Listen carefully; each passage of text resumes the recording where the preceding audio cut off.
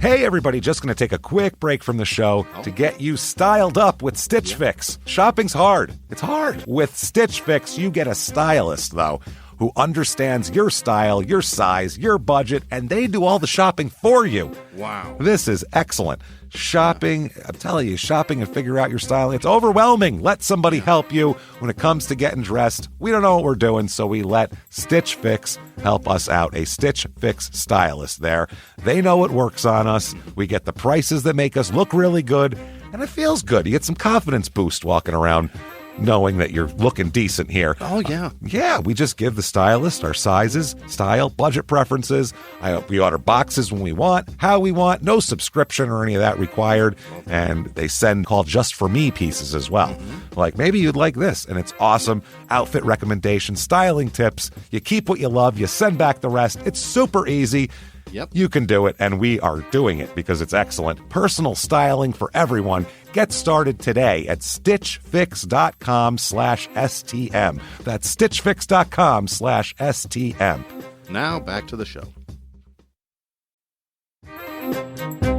Hey everybody, just going to take a quick break from the show and tell you about Noom. Has Noom helped you? I believe it has. Oh, that's got an app. You can do tracking. It's terrific. It does. And Noom builds personal plans that can meet individual needs. That's the thing. Takes into account any dietary restrictions, medical issues, other personal needs. That helps build a plan that works for you. And yes, so I know that you've had your own personalized program here that you've been working on. And it's weight loss This is weight loss results that last. They stick around because you get yourself into a lifestyle change. That's what matters. That's mainly it. You can't just say, I'm going to cut that out for a month and then go back to it. That's not what it is.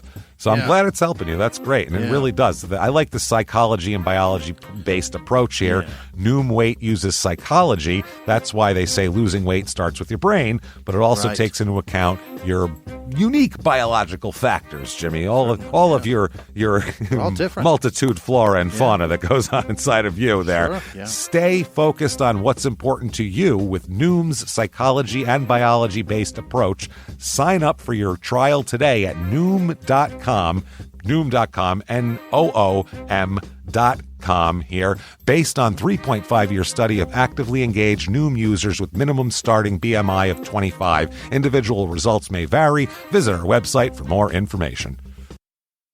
Welch's knows some things make zero sense, like why the algorithm knows your music tastes better than you do. But zero sugar and full flavor? We made that make sense with new Welch's Zero Sugar. All that passion fruit or tropical punch goodness and none of the sugar. You gotta sip it to get it. New Welch's Zero Sugar. Let's fruit stuff up.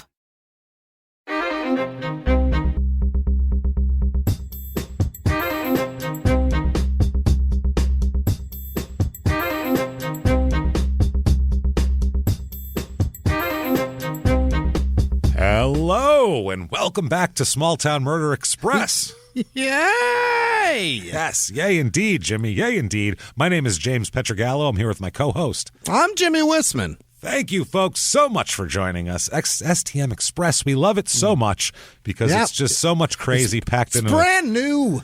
Oh, it's so much crazy packed into one little capsule, and we love it so much. So quickly, before we get to that, just want to say thank you for your reviews. Rate and review. It does help the podcast. We don't know why, but it does. Yeah. Also, Cinco de Mayo, May the 5th, we are going to have the virtual live show. Right. It's available for 72 hours after that. You can purchase it then. You can purchase it early. You can rewatch it. You can do whatever you want with it.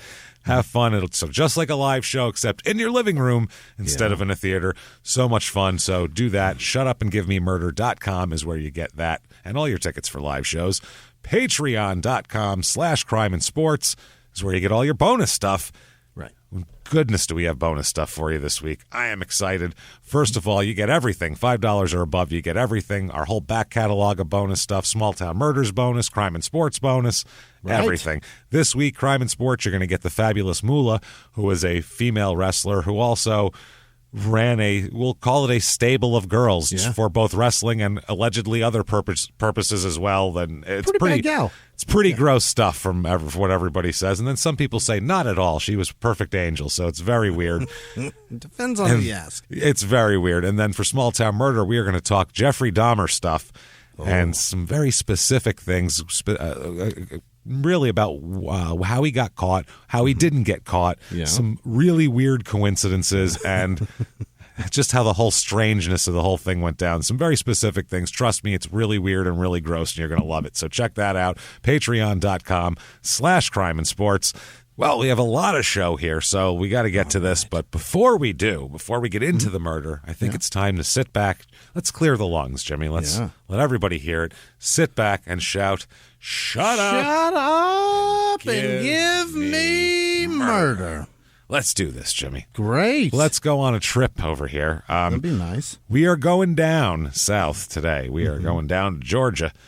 And, this is heavy Georgia here. This is Walker County, Georgia, which is the extreme northwest Georgia. I mean, it's out there. It's Chattanooga. It's right by, basically. It's on the border of Tennessee up there. It's out there. So the town. We've never had a case that's been less publicized than this case, ever. Literally ever. This is an insane case, and somehow I think because it's rural and just nobody cared for some reason, that no newspaper decided, hey, that sounds interesting, we should run even a small something on it until 20 years later, which is the weird part. So the town that I believe this happened in, and this is an educated guess, is Fort Oglethorpe, Georgia. Yes, Oglethorpe. Fort Oglethorpe, Georgia, in Walker County, an extreme rural Walker County out here. It is like I said, right by Chattanooga.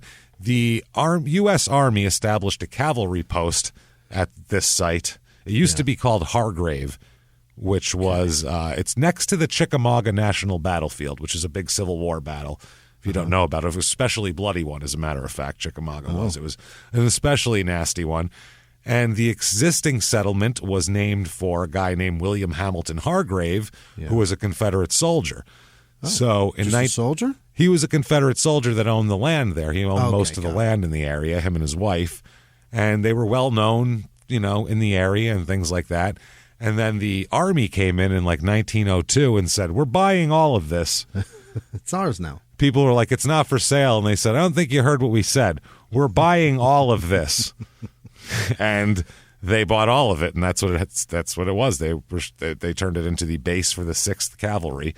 And, it was later named Fort Oglethorpe after James Oglethorpe, who was the founder of the colony of Georgia. So, the colony? He's the founder of the whole place? Of Georgia, yeah. I guess he's the starter of Georgia here. During World War I and World War II, this area served as a wartime induction and processing center and also held German POWs as well. So it's been used quite a bit here. And it was also a major training center for the Women's Army Corps during World War II as well. So they did that, and the land was declared surplus in 1947 and returned to civilian hands, which that formed the center of the town, which was incorporated in 1949. So this is, the Army had it, used it, and said, I don't know, it's all fucked out. You can have it back. And they were like, let's make a town out of it, and everybody did. Least desirable piece of America. Literally, so our town is surplus. That's what their motto should be, surplus. That's all you need. We're Your surplus. Your town is considered dead weight. Just surplus that they just did. It wasn't worth keeping on the payrolls anymore. If we keep it, we got to have people mow it and stuff, and it's just not worth it. It's just, you can have it. It's all overhead. You can just have it. Here. I don't know. Who owns it now? You do, I guess. I don't want it. This whole place is operating expense. It's all it is. That's what I mean. It's all red. Or it's all. We're gonna repaint this building red because that's all it is. This the whole is the town. first place that it's all. That was given away. The first surplus town ever. People had it, gave it back. It's not worth the investment. Dump it. Dump it. It's not our losses. The mowing is just so expensive over there. We gotta cut it down. That's fucking laughable. It's amazing, isn't it? I've never heard of that in my life. Neither did I. I was like, what is happening in this town? Between the story and this town, I'm like, is there some kind of poison in the groundwater or something that's messing with people's heads? They're not worth it. Yeah. Shut it down. Did they do like a lot of like chemical poison testing here? And they were like, right? give it back to the people. It's got to be something. It's too expensive to fix. And they were like, I don't know, let people live there. They won't bother anybody. If they start killing each other, nobody cover it in the newspaper. Make it really difficult for podcasts to research it 25 years later. So, population, somehow they have like 10,000 people here too now. Is that right? The whole county only has 69,000 people in it, the entire county. So it's a lot of little tiny rural communities. Yeah. And I feel like this happened outside of the main town, as we'll talk about. Okay. It's in a rural area outside Fort Oglethorpe. Right now, 9,973 people. The quickly things to do, I'll just give you the list quickly because tell you how there's not a lot to do here. Here's the top 5 things to do in this town. Yeah. The Chickamauga Battlefield, which Civil War battlefields are cool as That's shit. A huge thing, yeah. They're cool. National Military Park is there as well. That's number 2. More military. The 6th Cavalry Museum is number 3. More military. Number 4, the St. Gerard Catholic Church. What? If you've gone to all the military stuff and you're still not quite, you haven't gotten all your itches scratched, they have the St. Gerard Catholic Church to party down in. Then when you're done there, the number 5 thing of the day, you can round out your night at the VFW Post 3679. A little more military. More military, but there's beer there. That's the difference. You betcha. So that's how you wrap up the day. That's how you wrap it up. See all the military, get the God and guns in you, and come on by for a drink. For a drink now. And that's the top 5 things to do here. So there you go. Very quickly, also 2 reviews I have to tell you about because they're so fucking funny. One is 5-star. It's so diverse, you can find anything here. There's so many shopping and food opportunities. The jobs are incredible. Little Caesars specifically. That's 5 stars. That's someone's review that 5 stars is same amount of stars as the cost of the pizza. And then 5 stars. We went to Lowe's looking for a washing machine and dryer. The salesman, Bo, was very nice and knowledgeable. He showed us several different options and explained the differences. Gave up approximately time for delivery. We always visit Lowe's. Great store and employees. And that's at 5 stars, town review. Then he slid across the hood of the truck, jumped in through the window, and delivered that motherfucker. It was amazing. Jumped it over a ravine. It was wild. And he landed. And then here's another one with a very strange thing to do here. 1 star. Hated it. I've been going to Fort Oglethorpe to have dinner several times to Golden Corral, but this time I had an accident. 2 planes of traffic made a hole to let me through to the parking lot, as there's no punctuation here, by the way. That's why I'm reading it like this. As traffic was backed up, my car cannot be driven, so it had to be towed. The officer asked if I had a preference. I said no because I'm not from the area, so the officer chose Guy Yates to tow my vehicle after just 2 weeks trying to get repaired facility to take the vehicle. Tried to get this car moved was a problem. Then the magic number, pay the bill. The town gives this business a license to steal. A bill of $1,060 for a simple tow and 2 tows of no more than 30 miles, and then 19 days of storage are theft. 1 star. That's no punctuation in the entire thing. No period. What I got at the end. from that is I got diarrhea at the Golden Corral. Yes. My car wouldn't start, and I had to shit in the driver's seat. Shit up my ride. And then somebody had to tow it for me, and I couldn't get there because my pants were full of shit. That's possible. I think that's probably pretty accurate if you want to see into this person's life. So we went a couple minutes extra with the town, but those were, I think, important things we needed to discuss. Yes. Yeah. So knowing the setting now, where Little Caesars is considered a wonderful, employment opportunity. Yeah. I mean, job's a job, but don't say it's a great Little Caesars. I've worked in food. It sucks. It's not, you don't go, this is a great employment opportunity here to be making fast food. So let's talk about a murder in this place. Right. As you can imagine, it's all going to be very straightforward, obviously. Mm-hmm. Nothing crazy about it here. They're very impressed with Golden Corral, Lowe's, and Little Caesars. Yeah. So all of the reviews were about a specific business is the weird part. That's why I read them all 3 of them. I'm like, this is so weird. So this murder, we have to go back to 1997. Mm-hmm. Okay. And we'll talk about a woman at this point named Margie Owens. Yeah. And late 40s Margie's in at this point, her and her husband. Margie has some problems. To put it lightly, we'll say. And her husband also not not that wonderful either. These two are like oil and water. They're, they don't go. There was turds in people's beds in this this relationship, probably coming from both buttholes is what I'm getting at. Worst. This is a bad matchup, but yet they stay married for a long time and keep it up, and it's just not working out. So one of them's going to post a Blind Six, page 6 article, and it's all going to hit the fan. James. It's all going to hit the fan. That's all. And the next thing you know, we're going to be discussing their text messages. Imagine every time. This is why you don't sue your significant other for anything, because at some point everyone's going to read all your text messages, which you don't want. Don't want that. You don't want that to be read in court and then have you sitting on the stand trying to react to it. I don't know. It seemed like a good thing to say at the time, Your Honor. Yes, seemed right. I mean, when you're. No, you don't know. Never mind. Shit. Oh, fuck, read the 20 texts previous, sir. I swear, in context, it's perfect. When you're a movie star and you know how it is, and your security team, and then your significant other fucks Elon Musk. You know how it is, right? It's normal. And you're in your 50s, but can still bed every woman in the country. You know what it's like. You know how that's like, right?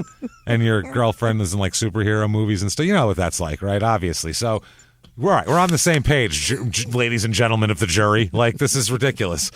So, anyway, these are normal people here, though. Well, yeah, we'll call them normal. Looks like Margie had, from what I can decipher here, and I'm about 90% on this one. So looks like she had a battery conviction in 1987 in Florida, which would make a lot of sense because these two, we'll talk about it. These two are always fighting. Her husband's name is Randall Owens, and they're always fighting.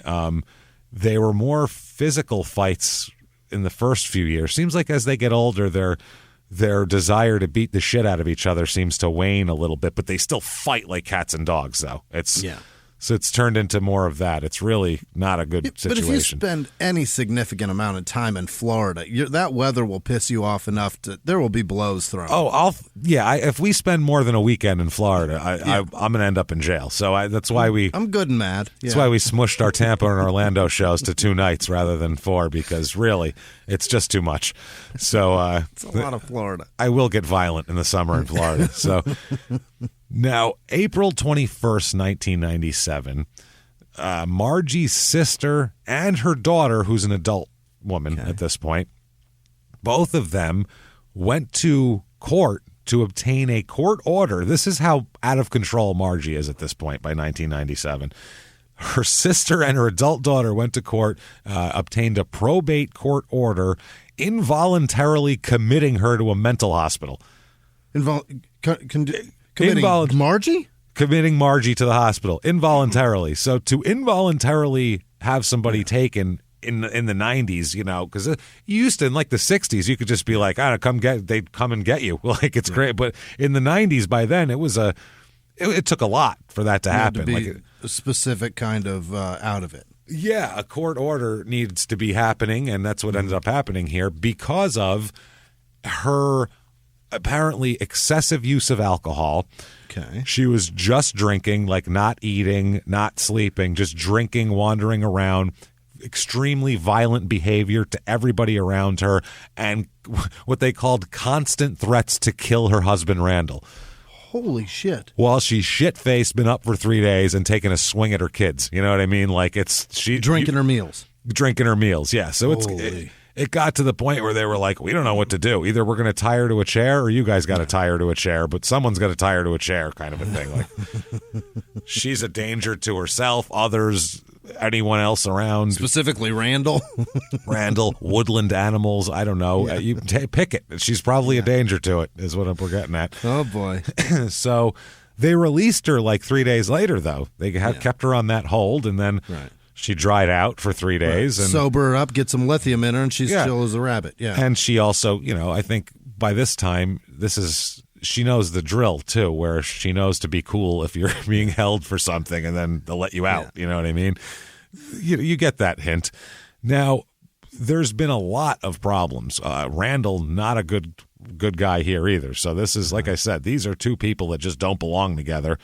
And we don't know how it escalated, who started it. It really doesn't matter at a certain point. When there's just violence everywhere, it's terrible.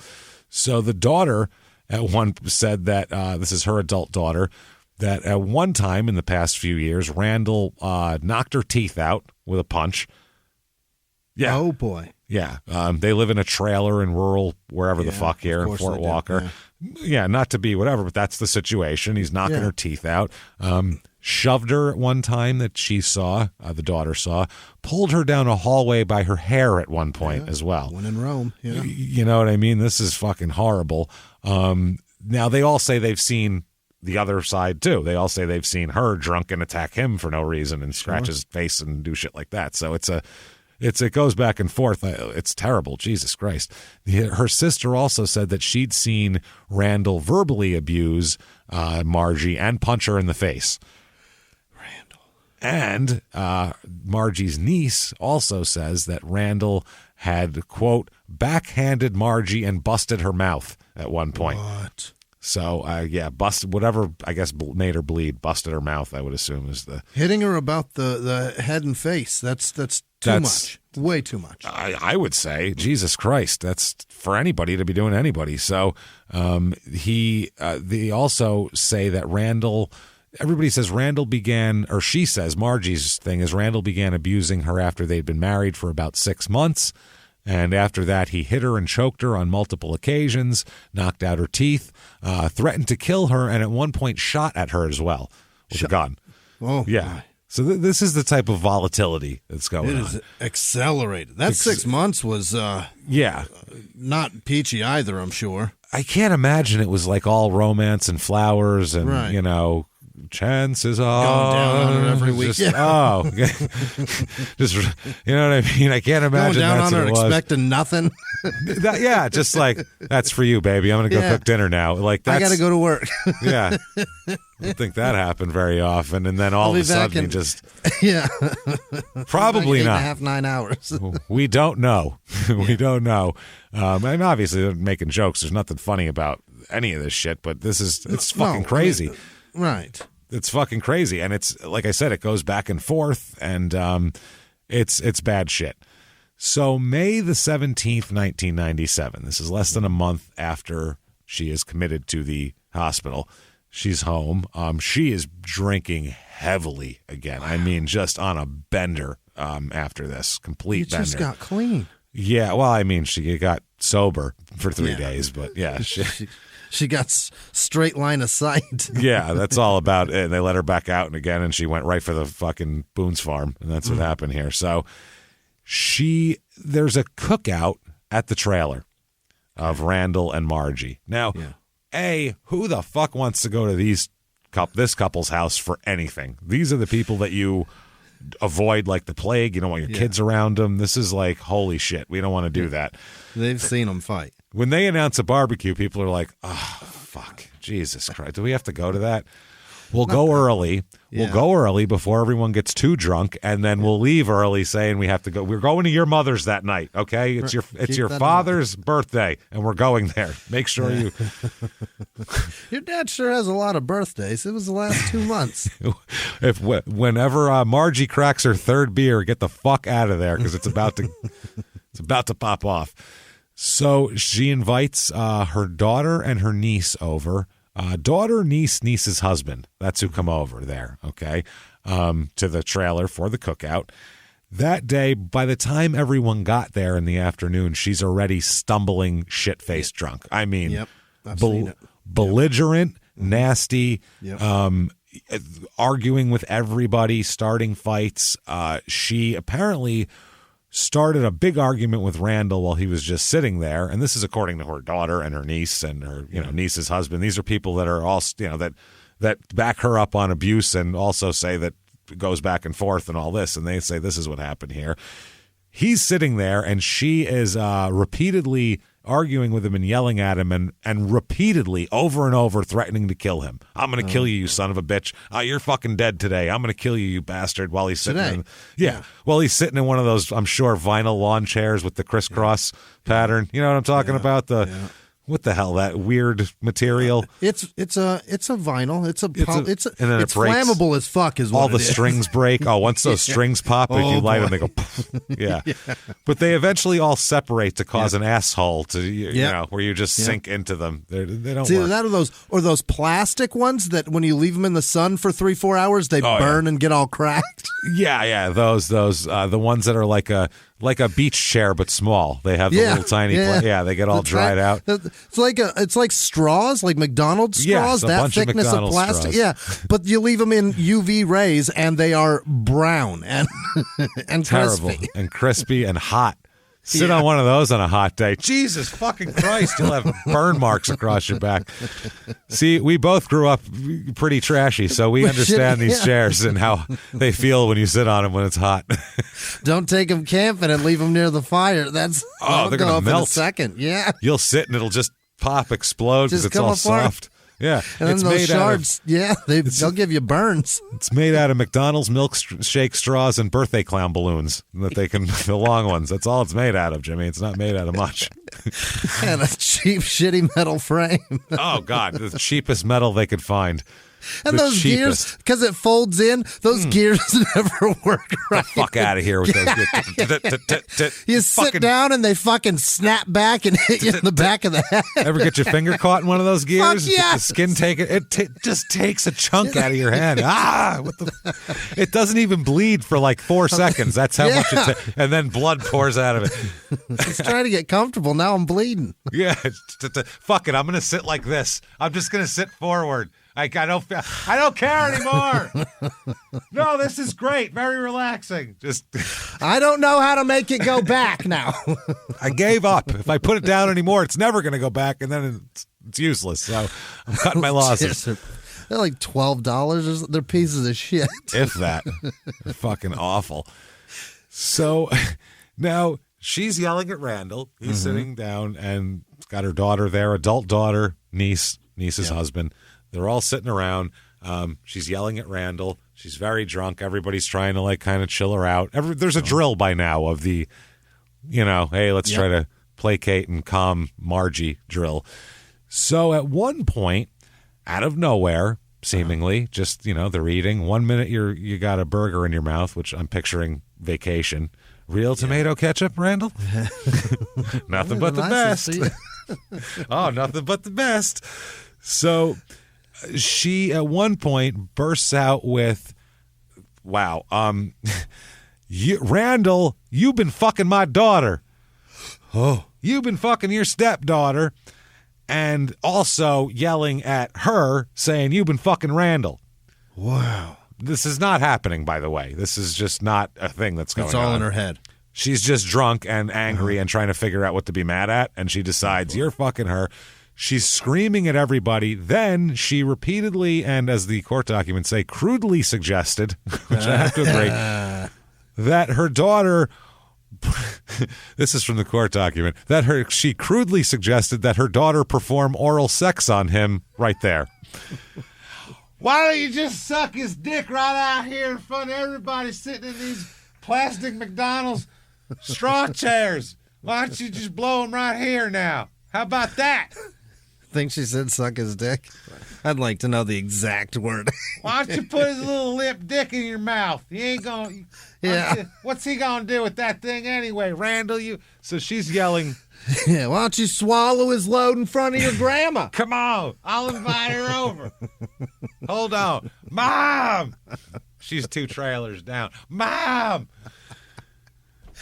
Yeah, I heard I'm coming. She's going to blow Randall. I know I'm coming. I'm on my way. I got the camera. Don't worry.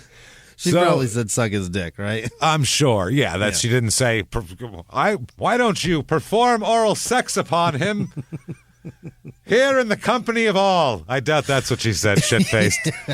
Wandering around a rural Georgia trailer yard. Accusing her husband of fucking her daughter. Fellatio with an audience.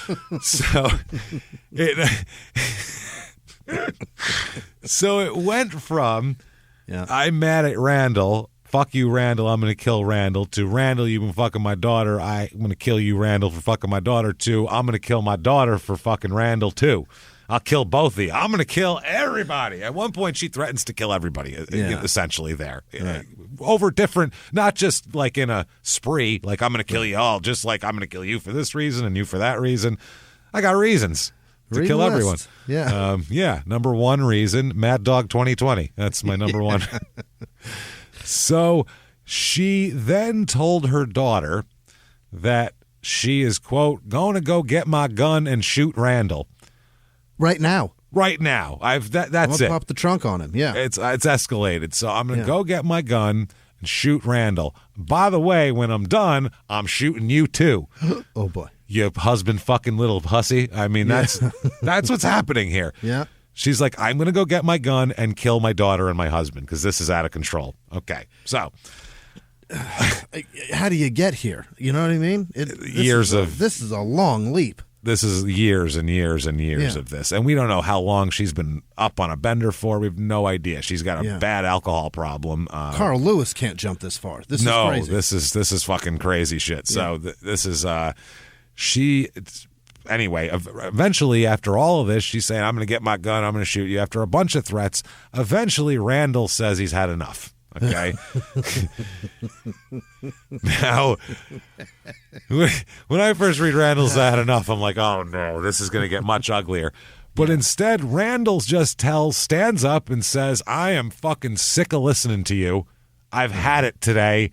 And he went inside to lie down in their bedroom. That's what he did. I'm taking a nap. She was so belligerent, she put him to sleep at this point. So he said, I'm going in and I'm going to lie down in the bedroom. I'm done with this shit today, which I mean, after a while. With babies, it's lullabies. With adults, it's accusations of banging your stepchildren. That's what you do. In front of friends. Go to sleep.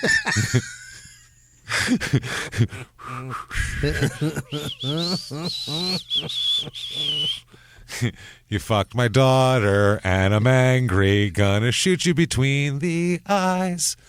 Go to sleep, you bastard, go to sleep. I'll cut your throat, I'll make sure that you never wake up. He's asleep. And she walks away. Don't wake him up. He's asleep. So, he went to lie down. Eventually, they all the daughter, the niece's husband, and Margie all stayed outside. I'm sure having a wonderful, amiable chat. Yeah. How'd you like to be the poor niece's husband at this point, too? Because he's not related to these people. No, so he's like, Jesus Christ, can we fucking leave? Why do I have to marry this? It's not this bad when we go to my family's house, is it? If it is, tell me. We'll stop going because this I married you, crazy. Not this. Can we go? Yeah, they're a little freaked out. Hey, everybody, just going to take a quick break from the show to tell you about the safest sponsor ever, Simply Safe. Absolutely. These people will keep you safe. It's amazing. You know that every 26 seconds a burglary takes place in the United States, according to the FBI. That means that by the time this podcast is over, dozens and dozens of homes will have been targeted, ransacked. God knows what happens here. So protect your home before it's too late with Simply Safe proactive security system. Simply Safe helps stop threats before they even have a chance to break in. Named Best Home Security System by U.S. News & World Report 5 years in a row. And by us for about the last 8 years as well. If you trust us, believe me, you want Simply Safe. So visit simplysafe.com/small to claim 50% off a new system with professional monitoring plan and your first month free. That's simplysafe.com/small. There's no safe like Simply Safe. Now back to the show. This show, Small Town Murder, is brought to you by BetterHelp. Get yourself some therapy, everybody. Honestly, here. We often hear about, red flags that you should avoid. Hey, that's a lot of a thing. It's become a real phrase now, real cliche. Yeah. But why don't you focus also, you look at like green flags in friends and partners. Look for good things as well. Right. And maybe you're not sure what that looks like, though. Therapy can help you figure that out. What are positive things? What are the green flags? And then you can practice them in your relationship. It's absolutely a fact. And so, honestly, we absolutely are huge advocates for this. It really, really helps. BetterHelp is fully online, making therapy affordable. It's convenient. They serve over 5 million people worldwide. You can access a diverse network of more than 30,000 credentialed therapists, wide ranges of specialties there. Here's the coolest part. You're not getting along with your therapist, you're just not feeling it, you can switch at any time, no extra charge. Wow. The thing is, they want you to get help. That's it. And you can do it with BetterHelp. Discover your relationship green flags with BetterHelp. Visit BetterHelp.com/smalltownmurder today to get 10% off your first month. That's BetterHelp, HELP.com/smalltownmurder. Now back to the show. But eventually she said, I'll be right back, and I'm going to go yell at Randall again, and went into the trailer, down to the bedroom, and they all said they could just hear her screaming at him in the trailer down in the bedroom there. Because the trailer projects noise. It doesn't muffle it. It's like a giant bullhorn. Yeah, it rattles through the tin, and somehow that shoves it out into the world much better. Yeah. Like a megaphone. That wooden tin is so, the cops should just park one of those in front of hostage situations and whisper inside. They'll hear you. Everyone's going to hear you. You don't need a phone. Everyone's going to hear you. You don't got to do anything. So at that point, when she's inside yelling, the three of the guests are outside, and they all go, we should go now. Like they're looking at each other. You want to go? What do you think? I think it's time. The guy's like, I'm not done with my hot dog. Like, shut the fuck up. Shut up and get in the car. There's meat on the grill. We can't just let it waste. You're right. Jesus Christ. What was I thinking? Like, you're right. They're like, you dumb shit. So they all fucking creep around the trailer to go to leave. At that point, like a fucking... like a monster, she pops up in the front yard where their car is there, and like a wild banshee, she says, you're not leaving, goes over to the car, to her daughter's car, pops the hood, and starts ripping wires out of the engine. Like a gremlin, Jimmy. I'm not kidding. Where's this go? Don't care. She starts tearing wires from the engine, just indiscriminately, reaching in. There's a bunch of wires. I bet those are important, and fucking yanking them out and throwing them in the yard. God damn it. My check engine light's on now. Oh, my God, Jimmy. Handfuls of wires till they can grab her. Like, what the fuck are you doing? What? So, okay, go on. This is crazy. This is like, fuck? How drunk do you have to be to do this? So this has obviously gotten out of control here. You're not leaving. I'm taking the wires. So the daughter tries to, I guess from what I can gather here, the daughter tries to kind of keep her at bay and talk to Margie, while the niece and the niece's husband try to put the car back together, put the wires back in that she's torn out of there. Literally. They're connectors? Yeah, they're trying to plug shit back in. That's in the bushes. Get me the other one in the bushes up front by the newspaper that no one ever picks up. Find the blue and white wire. Blue and white. What? I said, God damn it. Brown? So, you got a brown one? Well, I'll try to plug it in there. Can't hurt. So... They eventually fix the car miraculously, which I think is amazing. Anyway, I'm impressed with that. Figuring out where all the wires go again, putting it all back together, because apparently she got some work in on it before they got to her. So then they all get in the car and they leave. Mm-hmm. Sigh of relief for them, right? They pull away. Yeah. This is what they do, Randall and Margie. So they're like, let them go. She's going to yell at him and whatever. So some time goes by. This is the afternoon. This all goes into the evening, obviously. And some time goes by. And about 11:30 p.m., she's still up, by the way. Still up and still drinking. She ends up at her brother-in-law's trailer, which is obviously like adjacent to theirs. Just a few lots away. How many of these stories does the whole family live in adjoining trailers, essentially? He's right there. She goes to her brother-in-law's house, which is Randall's brother, I think, or maybe it's her sister's husband. I don't know. Either one. She pops up and says, hi. Now, the Owenses don't have a phone. Okay. Obviously. So she pops up and says, "Hi, can I use your phone to call 911?" Oh, boy. Okay. So he said, "Sure, I guess. That sounds important. Yeah, go ahead and use the phone." So she called 911 at 11:30 p.m.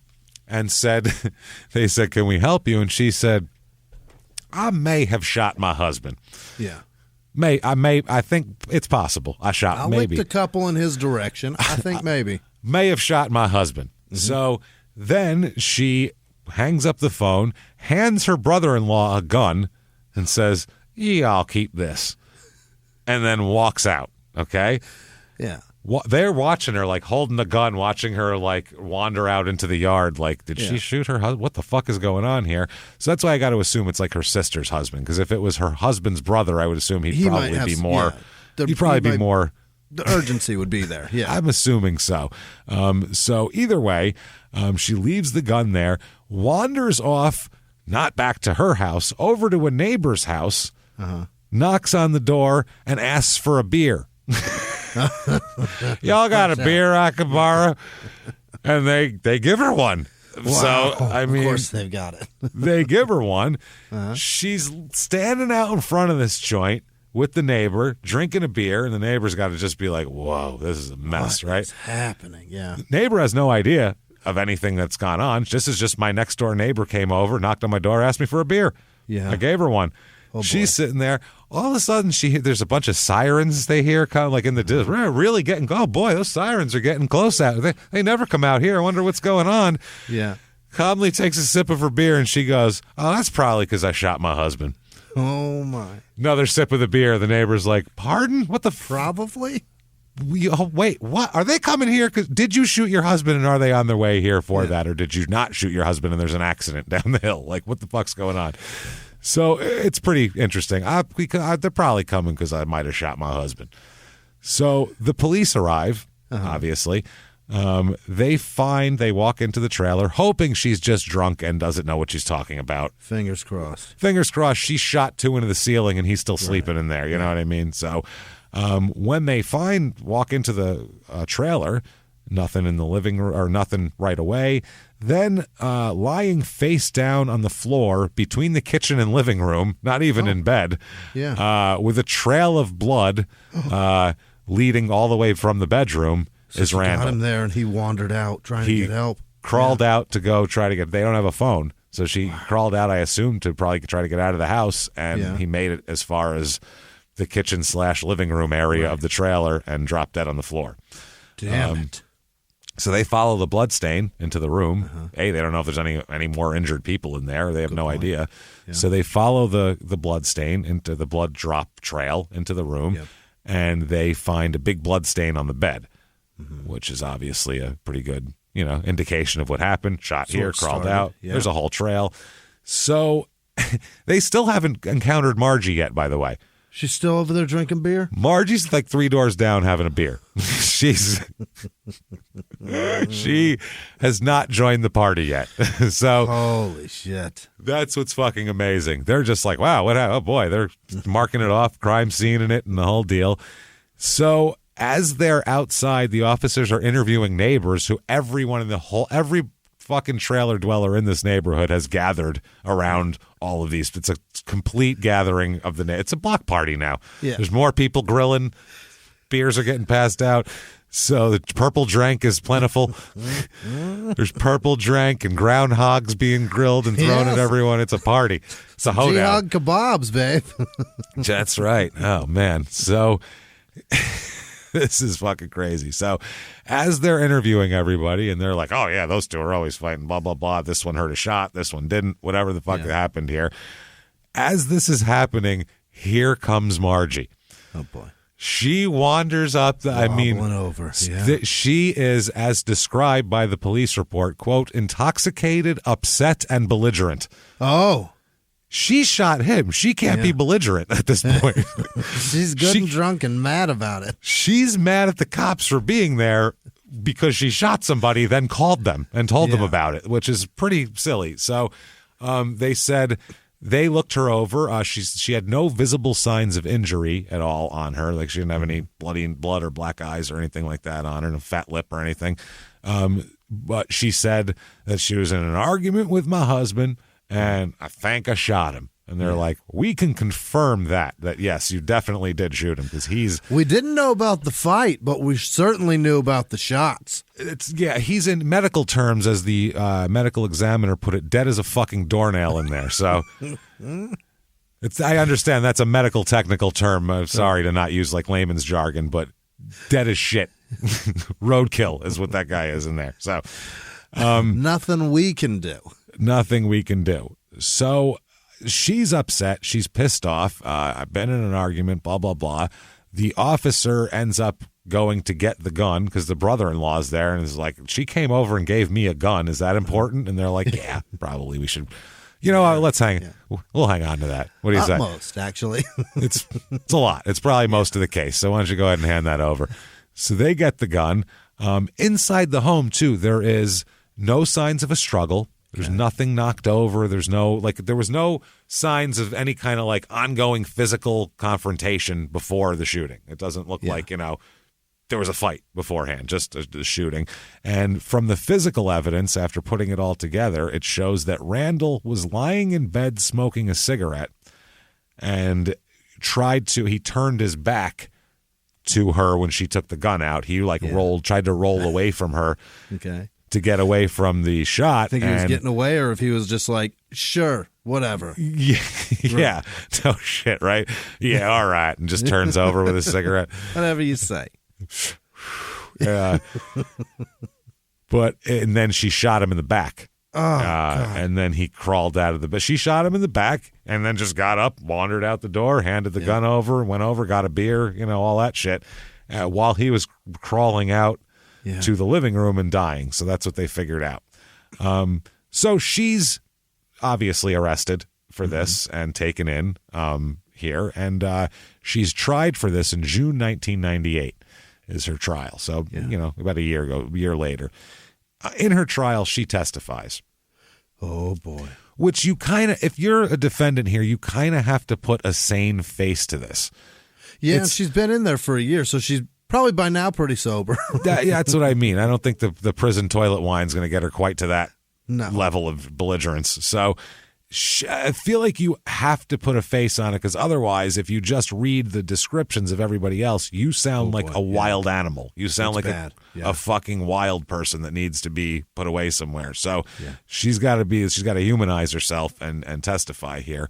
And there's no doubt of what she did. She told everyone what she did. She told 3 different people. She told the 911 dispatcher, the cops, everything. So, I mean, it's not like she can say, it wasn't me, I wasn't there. So she's got to say why she did it. So she's doing the battered person defense. That's her defense here. She's saying that she was battered person and all that. And that's probably true, that she was battered also. But it's not the way it's been escalating lately where she's being the aggressor and, ending an argument with a gun. That's more than you can really claim at this point. So they said that she claims, this is her story on the stand, on the day of the shooting here, beginning about 10:30 a.m., Randall cursed at her about the breakfast she cooked. Oh. Cursed her out about breakfast. Yeah. This groundhog, I said medium, and it is at least medium well. And I see no fennel seeds on it. I said fennel, rosemary, thyme. Are you fucking stupid?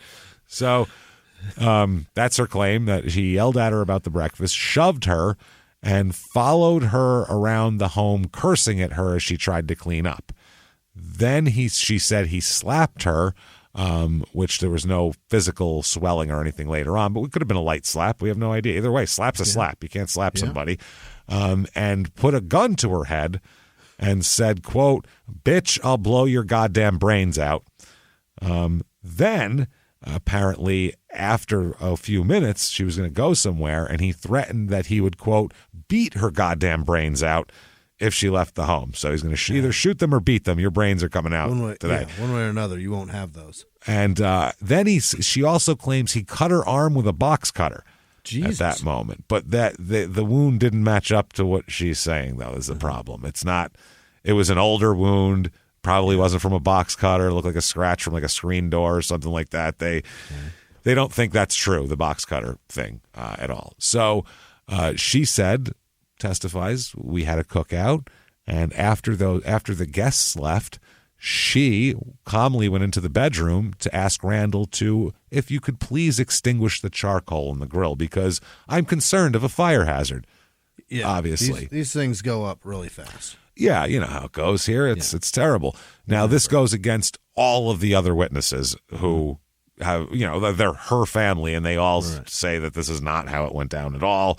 They didn't hear anything about charcoal, but they did hear screaming and yelling after she tore out their fucking engine wires. like the Twilight Zone thing on the plane, on the wing, with John Lithgow's looking out the window. What's happening? Oh, God. Eating the engine. That's what I picture happening. Yeah. Now their ABS lights never coming off. Never. Forever it will say low oil, even if you just got it changed and fixed. So this is all going on. She said, she asked him calmly, according to her, that after she said politely if he would please extinguish the charcoal in the grill for safety's sake, she claims that Randall got on top of her and started slapping and choking her. So she said, but she had no proof of this. Yeah, no marks on her neck, anything like that at all. No marks on her face, no marks on her neck. Because you could say a slap at 10:30 in the morning, the swelling could go down by 11:30 at night. But if he slapped you an hour ago and choked you, you're going to have finger marks on your neck. Right. Yeah. So you can't just make that up. You know what I mean? If that's happened in the past, I get it, but you can't say it happened that day if it didn't, and then shoot somebody. So she said that he was on top of her, choking her, slapping her, so she was feeling around for something to knock him off of her with. Yeah. And she just must have grabbed the gun on the table as the closest thing. And she said she just took a swing at him, and she heard the gunfire, and next thing you know, he was shot in the back. She's got some long arms. That's her story in court, is that I tried to hit him in the head while he was on top. He's sitting on me, choking, slapping, and I hit him with the gun, and he got shot in the middle of the back. It's a magic-ass bullet. That's she must have shot one. It ricocheted up, came back. That's all I can imagine, because there is no fucking way of physically possible that happened. Right. You know what I mean? So it's not a great story at all. I mean, if you're going to make one up, that's not the good one to make up. So she said she didn't even know at the time that she'd shot him at all. So she had no idea. So the blood didn't indicate, huh? Didn't even see it. She said, I heard it fire, but I didn't know what happened. He was off of me, so I said, cool, and I left and went over to my brother-in-law's, gave him the gun, and then, had a cold one, because what do you do? So, Jesus Christ. Other witnesses here, she also testified as to her history of their domestic violence toward each other, and him specifically knocking her teeth out and choking her, slapping her, shooting at her in the past, which doesn't seem like a great guy, Randall. We're not... No. We're thrilled with no one here is what we're getting at. This is not a matter of, this is just bad. They need their heads slammed together. Yeah, this is terrible shit here. Other people here, she got other witnesses who, like her family, who recalled the times of previous domestic abuse with Randall, like that we talked about earlier. Now, the jury instructions are important here because the judge instructed the jury on 3 charges in the indictment, and at Margie's legal team's request, one of them was voluntary manslaughter on a lesser offense of both malice murder and felony murder, and also on self-defense, including justification based on battered person syndrome. So they have the full array, everything from malice murder, which is the worst, to, justified self-defense based on battered person syndrome. So anywhere in there. The verdict comes in with that array of choices. Guilty, obviously, got to be guilty of something here, of voluntary manslaughter they find her guilty of, as a lesser offense of malice murder. So not malice murder, but that. But they also find her guilty of felony murder based on aggravated assault. different laws in Georgia, and also possession of a firearm during the commission of a crime. Okay. So and all the aggravator of the felony murder must be based on the alcohol content, the alcohol usage, right? It's weird. Felony murder based on aggravated assault. So I don't know how you would not assault someone by murdering them. You know what I mean? I don't know all how malice murder. Yeah. Assault falls under the murder umbrella. You know what I mean? It's all in there. It's all under that shit. Dismemberment. But those charges sound so much worse than voluntary manslaughter. It sounds like they really do. They would have given her malice murder, but they were trying to be lenient. I don't know what's happening there. Well, this is what they end up doing. They end up merging the felony murder and manslaughter convictions into one sentence. It's basically a concurrent sentence. And that is, you, ma'am, may fuck off life in prison for the felony murder and a consecutive term of 5 years on the firearm during a commission of a crime. So life plus 5. No. It's life with. Life plus 5, which is a lot. That's a long time, yeah. Life plus 5 is a fucking lot. And I don't know. This isn't a life plus 5 to me on this one. This is a fucking disaster of a mess. And I don't know. So 2017 comes along. Okay, that's 1998. All right. Yeah. In 2017, just to give you an overview, right after the verdict, she filed a motion for a new trial. She had a bunch of different appellate counsels that got shifted back and forth. Yeah. There was 8 years of delay in preparing the trial transcript and shuffling of her appellate counsel. 8 years. Till finally, July 14, 2006, her motion was amended through a new counsel. 8 years later. What the hell happened? So, July 21st, 2006, the trial court held an evidentiary hearing, and on August 11, 2006, the court entered an order summarily denying her motion. So she waited 8 years for nothing. No thanks. So then she appealed that denial of the motion. So on September 25th, 2006, a trial court entered an amended order, again denying her new trial motion, but adding a specific finding that she did receive effective assistance of counsel. So they try to make it so like you're don't try to blame it on your lawyer, okay? So another 10 years goes by trying to get the appeal going. Okay, 10. She's gotten like basically a quick hearing in 18 years. She's about to serve her time. That's the thing. No, it's like 40, I think, in Georgia's life. Really? So, and then there's another 5 for that. So that's plus, it's a lot. It's a lot. And she's, was in her late 40s when this happened. So she really wants to get this going. So this was certified June 1st, 2017. And it says the clerk notes a delay in the transmitting of the record to the Supreme Court. Appeal was filed in 2006. Current clerk took office in 2009 and only recently became aware of the appeal in 2017. It took you 8 years. 8 years to get comfy in that office to find the paperwork? The entire Obama administration for you to figure out that there was an appeal pending here. Holy shit. Yeah, oh, look, it's in my spam folder. Oh, Jesus. I didn't even know this was here. I don't even check the promotions one, you know what I mean? Because it's just always like Subway and stuff like it's always bullshit. I don't want to see that. It's a damn appeal sitting right here. Car warranties. That's just an important one. So finally, in 2017, the appeal comes in, and she gets to actually have a real appeal after 18 fucking years, which is unreal. 20 years at this point almost. So that's too long, right? It's insanely, ridiculously long, and we'll find out what the court says about that. So one is ineffective assistance of counsel. She says trial counsel ineffective in failing to call 4 witnesses to testify about her husband's violence toward her over the years and in failing to offer into evidence photographs from her hospital visits showing injuries that Randall caused when he beat her. Okay? That's what she claims. She contends these witnesses and pictures would have proved her defense of justification based on battered person syndrome. And at the trial for a new motion for a new trial hearing, the counsel explained that she made a tactical decision, the lawyer did, at trial not to call the 4 witnesses and present the pictures, given the other evidence that they presented. So they said the trial counsel had a strategy. That's their strategy. Did not perform deficiently or anything like that. And they say the 4 witnesses that she references were not called to testify at the motion for a new trial hearing, and no hospital pictures were put into the record. So you had 8 years to gather this shit and say, because this was the most important thing you said your lawyer didn't do. But then when you went for a motion, when you could have presented this, you didn't have it to present. Right. So you never had these pictures and these witnesses is what that says. Either that or you're really fucked up.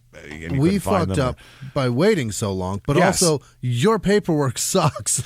Also, you don't have the things you said you had as evidence, because when you had a chance to, when they said, what do you got? You said nothing. I got this. So that doesn't work exactly, which, like I said, I'm sure there is pictures and shit, but if you got to produce that, if you're going to say you're producing it, in legal terms anyway, right. Not in the court of public opinion maybe, but in the court needs documentation here. So they said that also the trial, they weren't called to testify, none of that. So they said that mere speculation about what the evidence would have shown had it actually been obtained doesn't satisfy the requirement of showing prejudice. Right. That's fair. Also she failed to prove either prong of ineffective assistance of counsel, so they denied her claim there. Now, the jury instructions. The state does concede that in light of the jury's finding that she was guilty of voluntary manslaughter, the trial court should have vacated the jury's guilty verdict on felony murder. So she was judged and sentenced incorrectly. Because it should have been voluntary murder. That's the lower one kind of overtakes the higher one in that situation. You can't say. So anyway, there's that. So they said this court held, this was another Edge versus Georgia here, that is the case, that, quote, where the jury renders a verdict for voluntary manslaughter, it cannot also find felony murder based on the same underlying aggravated assault. That's the law. Mm-hmm. So you can't, and that was in 92 was that case, that precedent. So this was after it that it happened.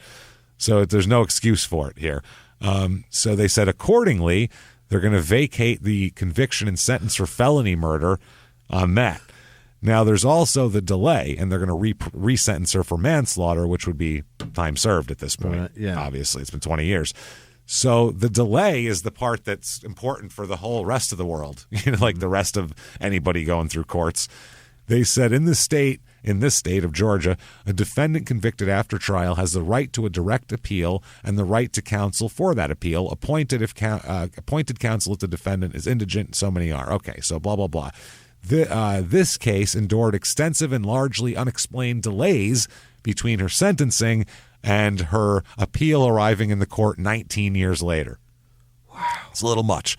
The appellant has enumerated no error arising from that delay, and therefore it does not affect the outcome of the appeal. But they note that the maximum sentence for voluntary manslaughter is 20 years in prison. That's the max. And there is no mandatory minimum prison sentence. So even with the consecutive 5-year sentence appellant received on the firearm count, on remand, the trial court would be entitled to impose sentence many years shorter than the time she has already spent in prison. Can we give her some change? This is, what do you do? I don't know. A shiny new trailer? I mean, what the fuck do you do for this lady? That's a mess. You can't give her change on time served. No, you're just in there. You're just way through your golden years, basically.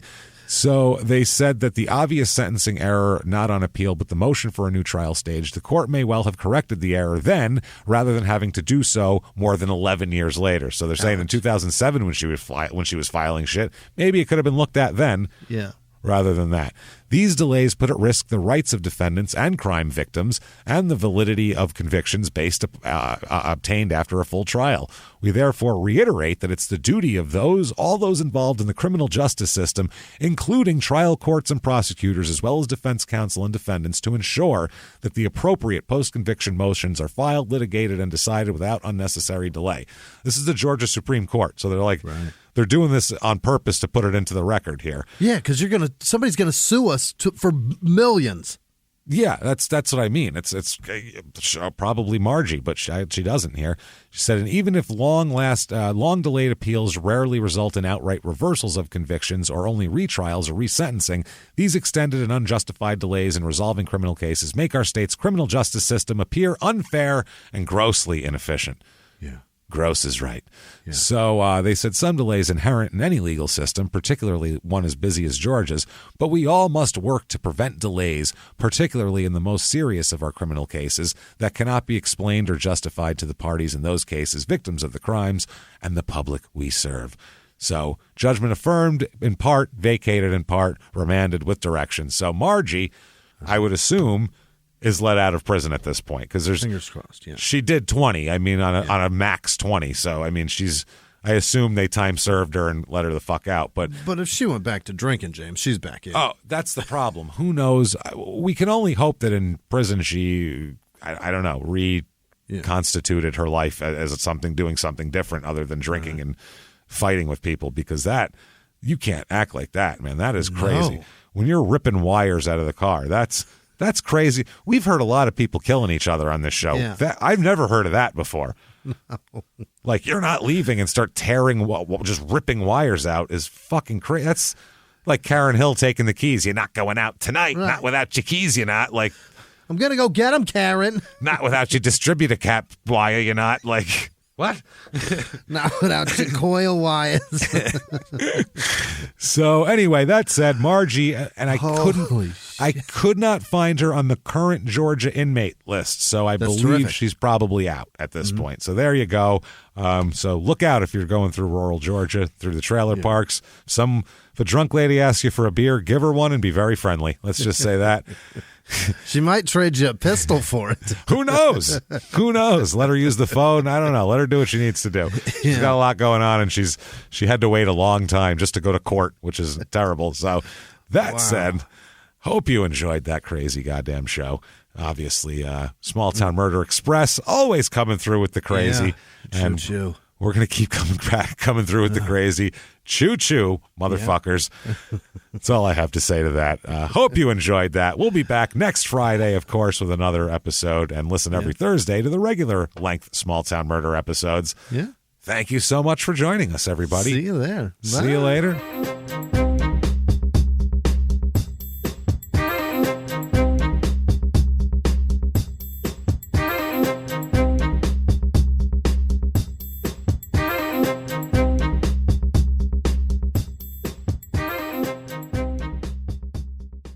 If you like Small Town Murder, you can listen early and ad-free now by joining Wondery Plus in the Wondery app or on Apple Podcasts. Prime members can listen early and ad-free on Amazon Music. Before you go, tell us about yourself by filling out a short survey at Wondery.com/survey. A few miles from the glass spires of Midtown Atlanta lies the South River Forest. In 2021 and 2022, the woods became a home to activists from all over the country, who gathered to stop the nearby construction of a massive new police training facility, nicknamed Cop City. At approximately 9 o'clock this morning, as law enforcement was moving through various sectors of the property, an individual, without warning, shot a Georgia State Patrol trooper. This is We Came to the Forest, a story about resistance. The abolitionist mission isn't done until every prison is empty and shut down. Love and fellowship. It was probably the happiest I've ever been in my life. And the lengths we'll go to protect the things we hold closest to our hearts. Follow We Came to the Forest on the Wondery app or wherever you get your podcasts. You can binge all episodes of We Came to the Forest early and ad-free right now by joining Wondery Plus.